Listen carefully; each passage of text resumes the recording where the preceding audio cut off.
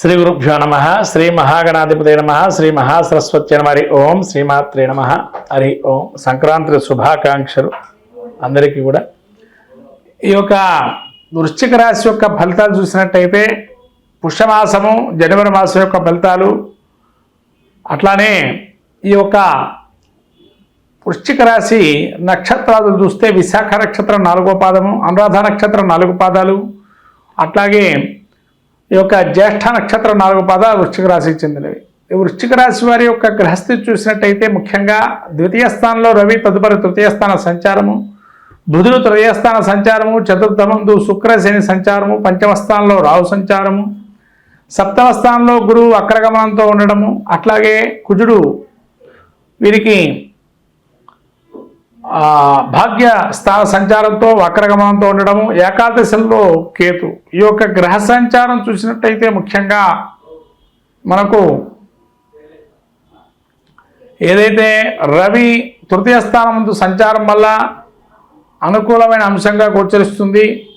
ఈ తృతీయంలో రవి ఉండటం వల్ల ముఖ్యంగా ఈ రవి బుధుడు అనుగ్రహం వల్ల సంపూర్ణమైనటువంటి అనుగ్రహం కలుగుతుంది. సంక్రాంతి నుంచి కూడా ఈ రవి బుధుడు ఎప్పుడైతే తృతీయంలో ఉన్నాడో ఆ యొక్క సోదర వర్గంతో కానీ సోదరి వర్గంతో కానీ అనుకూలమైన అంశాలు, మిమ్మల్ని సహాయం చేసేటువంటి వారు ఎక్కువగా ఉంటారు మీకు, తద్వారా కార్యంలో జయించుతారు.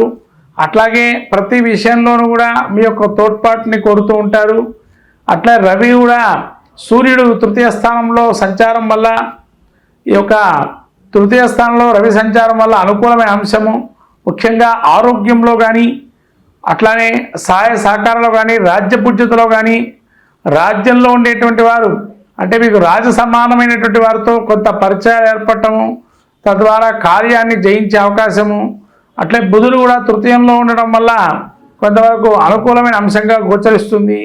అట్లాగే ఈ యొక్క చతుర్థమందు శుక్ర శని సంచారం వల్ల కూడా అనుకూల అంశంగా ఈ యొక్క శని అర్ధాష్టమ శని వీళ్ళకుంది. ఈ అర్ధాష్టమ శని వల్ల కొంత విచారము, కొంత బంధుద్వేషం అనేది గోచరిస్తుంది. అట్లాగే చతుర్థమందు శుక్ర సంచారం వల్ల కొంతవరకు ఆనందము, పారవశ్యము, మానసిక ఉల్లాసము, అట్లానే ప్రతి విషయంలో కూడా ఒక స్త్రీ అండగా ఉండి వాళ్ళకి ఉద్దేశించి ముందుకు వెళ్ళడము జరుగుతుంది.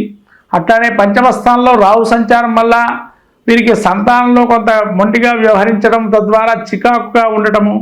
అట్లాగే ఈ యొక్క పంచమ స్థానంలో రాహు సంచారం వల్ల మనశ్చింతన, అకారణమైన ఏదో మనస్సులో చింతనా భావనతో ఉండటము. అట్లాగే ఎక్కడైతే వీరికి పేరు పొందినటువంటి పరిస్థితి ఉంటుందో అక్కడే వీళ్ళకి కొద్దిగా మిమ్మల్ని దూషణగా చూడటం, లేదా మిమ్మల్ని అనుమానాస్పదంగా ఒక వ్యక్తిగా చూడటం అనేది జరిగే అవకాశం ఉంటుంది. కాబట్టి జాగ్రత్తగా ఉండండి. వెళ్ళిన చోట ఇదివరకు ఎక్కడైనా కూడా ఒక పేరు తెచ్చుకున్న సమయం ఎక్కడైతే ఉంటుందో అక్కడ మిమ్మల్ని కొంతవరకు నిష్ఠూరాలు, మీ మీద అవమానాలు, కొంత నేరారోపణలు చేసే అవకాశం ఉంటుంది. తద్వారా జాగ్రత్తగా ఉండడం మంచిది. గురువు సప్తమ స్థానంలో ఉండటం వల్ల ఎన్ని ఉన్నా కూడా గురువు అనుగ్రహం సంపూర్ణంగా ఉండడం వల్ల దైవం అనుకూలిస్తుంది మీకు. తద్వారా గురు యొక్క అనుగ్రహాన్ని పొందుతున్నారు కాబట్టి ఇటువంటివన్నీ కూడా సమస్యకు పరిష్కారంగా గోచరిస్తున్నాయి. అట్లే గురువు సంపూర్ణ అనుగ్రహం ఉంది కాబట్టి ఏదైనా కూడా మీరు గంభీరంగా ముందుగా ఎట్లా ఉన్నా కూడా ఆ లోపల కూడా అదే తీరులో ఉంటారు. కొంతమంది ఏంటంటే ఇదంతా కూడా పైనటువంటి విషయాలు కూడా లోపల కూడా అంత సాహసోపేత నిర్ణయాలు తీసుకుంటారు. తద్వారా కార్యాన్ని సఫలీకృతం చేస్తారు, సమస్యలు కూడా పరిష్కరింపబడతారు. కుజుడు ఈ యొక్క భాగ్యంలో మీకు నీచ స్థితిలో ఈ విధంగా ఉండి అట్లనే వక్రగమనంలో ఉన్నాడు. కానీ కాబట్టి కొంతవరకు ఏంటంటే మీరు ఏదైతే సమస్య పరిష్కారం చేసేప్పుడు కొంత జటిలమయ్యే సమస్యలు ఉంటాయి. వాటిని కూడా ఏదో విధంగా మీరు సమస్య పరిష్కారం చేస్తారు. అదే మీదలో ఉన్నటువంటి చాకచక్యత, చురుకుదనం అంటారు దాన్ని. అంటే అందరికీ అవి రావు. అవి ఒక సమయానుకూలంగా వాటిని మీరు తీసుకొచ్చి పైన తద్వారా మీ యొక్క కార్యాన్ని సఫలీకృతం చేసుకుంటారు. కేతు ఏకాదశంలో ఉండటం వల్ల సకలమైన కార్యాలలో ముఖ్యంగా విఘ్నత పొందుతూ ఉన్నారనుకోండి కార్యంలో, అది కేతు యొక్క మహత్యమే. కాబట్టి కేతు యొక్క అనుగ్రహాన్ని పొందటానికి గణపతి ఆరాధన చాలా విశేషంగా చెప్పబడింది. కాబట్టి ఈ యొక్క గణపతిని ఆరాధన చేసుకుంటే ఎటువంటి కార్యమైనా జటిలమైన సమస్య అయినా పరిష్కారం అయ్యే అవకాశం ఎక్కువగా ఉంటుంది. ఏది ఏమైనా కూడా మీరు ప్రతి విషయాన్ని పరిష్కరింపజేయగలుగుతున్నారు. ఎందుకంటే కుజుడి అనుగ్రహం పరిపూర్ణంగా ఉంది కాబట్టి ఎంతటి సమస్య అయినా పరిష్కరింపబడుతుంది. ఏది సమస్య అనుకోవద్దు, సమస్య అనుకుంటేనే మీరు దాని ద్వారా ఇంకా సమస్యలో పడతారనుకో. ఎందుకంటే గురువు అనుగ్రహం అద్భుతంగా గోచరిస్తుంది. మీకు గురువు, కుజుడు, రవి, బుధులు ఈ యొక్క అనుగ్రహం అత్యధికంగా ఈ గ్రహాలు అనుకూలంగా ఉన్నాయి కాబట్టి మీరు ఎంతటి దాన్నైనా కూడా ఆ సమస్యలో పరిష్కారం అనేది జరుగుతుంది. కాబట్టి నిస్తేజంగా ఉండకండి, ఉల్లాసంగా ఉండండి, తద్వారా కార్యానుకూలం సాధించండి. ఈ యొక్క సంక్రాంతి తర్వాత రవి బుధుల కలయిక వల్ల ఈ కార్యాలన్నీ కూడా నెరవేరుతాయి.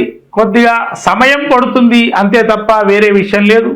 సమయానుకూలంగా నడవటం వల్ల మీరు అనుకూలమైన అంశంగా గోచరిస్తుంది. సంక్రాంతి తర్వాత నుంచి ఈ రవి బుధుల అనుగ్రహం వల్ల సకలమైన కార్యాలు సిద్ధిస్తాయి, ఎటువంటి ఇబ్బందులు కూడా పడరు. కాబట్టి జాగ్రత్తగా ఉండండి. ఇంకా మీకు పరిష్కారం కావాలి, ఇంకా సమస్యలు పరిష్కారం కావట్లేదు అనుకుంటే కనుక తప్పనిసరిగా గురువు అనుగ్రహాన్ని పొందండి. అంటే గురువుల ధ్యానం చేయటం, దత్తాత్రేయ స్వామి యొక్క ధ్యానం చేసుకోవటం, అట్లాగే గణపతి ఆరాధన చేయటం, ఈ విధంగా చేయటం వల్ల ఇంకా మంచి ఫలితాలు గోచరిస్తాయి. ఏదైనా దేవతాక్షేత్ర దర్శనం చేయటం, నదీ స్నానం చేయటం, దానం ధర్మం రాబోయేటి సంక్రాంతి కాబట్టి ఈ దక్షిణాయన పుణ్యకాలం, ఉత్తరాయణ పుణ్యకాలంలో దానాలు ఇవ్వటం అనేది మంచిదిగా ఉంటుంది. కాబట్టి ఈ ఉత్తరాయణం రావగానే ఏదైనా మీకు శక్తి వల్ల దానం ధర్మం చేయటం, నదీ స్నానం చేయటం వల్ల మంచి ఫలితాలు వస్తాయి వృశ్చిక రాశి వారికి. మొత్తం మీద ఈ ద్వాదశి రాశుల వారు ఈ సంక్రాంతికి ఏది పాటిస్తే మాకు బాగుంటుంది అనుకునే దానికి వస్తే ద్వాదశి రాశుల అందరూ కూడా సవిత్రు సూర్యనారాయణ స్వామికి ఉత్తరాయణ పుణ్యకాలంలో దానం, స్నానం, జపం, వ్రతం లాంటివి చేసుకోవటంతో కానీ లేకపోతేనా వచ్చేటువంటి బ్రాహ్మడికి స్వయంపాక దానం ఇవ్వటము, అట్లాగే ఏదైనా బెల్లము కానీ నువ్వులు కానీ అట్లానే తెల్ల నువ్వులు అండి, నల్ల నువ్వులు కావు, తెల్ల నువ్వులతో చేసే పదార్థాలని ఇవ్వటం వల్ల కూడా మనకుండేటువంటి ఆరోగ్య రుగ్మతల నుంచి బయటపడతాము. అట్లానే కార్య సాఫల్యం పొందాలి అనుకున్న వారు ఎవరైతే ఉంటారో ప్రతి విజయాన్ని, ప్రతి విషయంలో విజయం సాధించాలి అనుకునేటువంటి వారు ఈ యొక్క సూర్యనారాయణ స్వామి ఏదైతే సంక్రాంతి రోజు వాళ్ళు శక్తి కొలది జిల్లేడు పూలు కానీ జిల్లేడు ఆకును తీసుకొని ఆకు మీద మనకు ఏదైతే కోరిక ఉంటుందో దాన్ని ఎరుపు రంగు ఏదైనా పసుపు, ఏదైతే మన కుంకుమ మిశ్రమం కానీ లేదా సున్నము అండ్ పసుపుని కలిపినటువంటి చూర్ణాన్ని తీసుకొని మంచిగా ఎర్రగా వచ్చేట్టుగా చేసి దానిలో సూర్యనారాయణ స్వామి బింబాన్ని దించి దానిలో మీరు కోరికని రాయటం కానీ లేకపోతేనా మీ కోరికని చెప్పి దాన్ని స్వస్తిక్ ఆకారం కానీ ఓంకారాన్ని కానీ రాసి ఆ సూర్యనారాయణ స్వామి బింబాన్ని దించి దానిలో ఆ సూర్యనారాయణ స్వామి అనుగ్రహాన్ని పొందటం వల్ల శత్రు జయాన్ని కూడా సూచిస్తుంది. ఇంకా కొంతమంది ఏదైనా అక్షరం రాయదలుచుకుంటే కనుక హ్రీం అనే అక్షరం రాయటం వల్ల ఆ తెల్ల జిల్లేడు ఒక ఆకులో సంక్రాంతి యొక్క స్వరూపంలో సూర్యనారాయణ స్వామిని హేంకార శబ్దంతో కనుక ఆరాధన చేస్తే మనకు అన్ని విజయాలు సాధిస్తూ సకలము కూడా విజయం సాధిస్తూ ఉంటాము. హ్రీంకార బీజాన్ని కనుక ఆ యొక్క తెల్ల జిల్లేడు ఆకు మీద రాసిన ఎరుపు రంగుతో రాసి ఆ రాసినటువంటి ఆకుని ఆంజనేయ స్వామి దగ్గర పెట్టడం వల్ల మంచి ఫలితాలు చేకూరుతాయి. ఈ విధంగా సంక్రాంతి రోజు ఈ విజయాన్ని సాధించే అవకాశానికి ఈ యొక్క సూచనలు చేసుకోవడం జరుగుతుంది. మొత్తం 12 రాశుల వారు ఇది పాటిస్తే కూడా మరి మంచిది. హరి ఓం.